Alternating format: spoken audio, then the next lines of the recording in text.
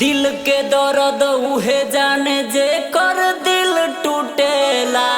5 साल के प्यार जे कर क्षण भर में लूटेला। मन करे मर जाई खाई के जहरिया, दिलवा भीतरे भीतरे घुटेला। खा के कसम प्यार काहे ना निभैला, बेवफा हो गईला। हाँ, खा के कसम प्यार काहे ना निभैला, बेवफा हो गईला। हाँ,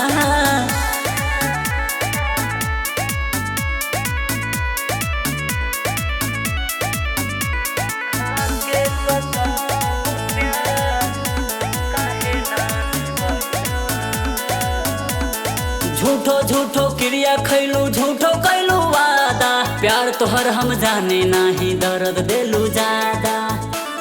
झूठो झूठो क्रिया खैलू, झूठो कैलू वादा। प्यार तोहर हम जाने नाही, दर्द देलू ज्यादा। जेकरा चलते छोड़ले बाड़ू, छोड़ी तका करबू। हमर दिल तोड़ देलू, तोरो दिल तोड़ी तका करबू। ओही दिन बुझाई तोरा दर्द का होला। माँ कसम कहता नी प्यार कबो न करबू। खा के कसम प्यार काहे ना निभैला, बेवफा हो गईला। हाँ, खा के कसम प्यार काहे ना निभैला, बेवफा हो गईला। हाँ,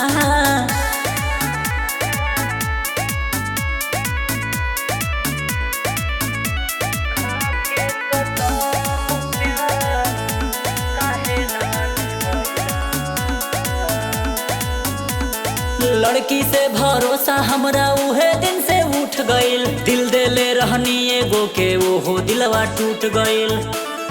लड़की से भरोसा हमरा उहे दिन से उठ गईल। दिल देले रहनी एगो के ओहो दिलवा टूट गईल। जान जान कह के जान ले लू बलिया विकास के। आजकल पटावा तारू सोनू जी के हंस के।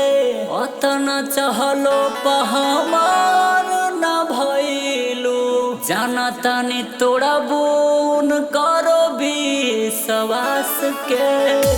खा के कसम प्यार काहे ना निभैला, बेवफा हो गईला। हाँ, खा के कसम प्यार काहे ना निभैला, बेवफा हो गईला। हाँ, सोम्या रिकॉर्ड्स ओबरा।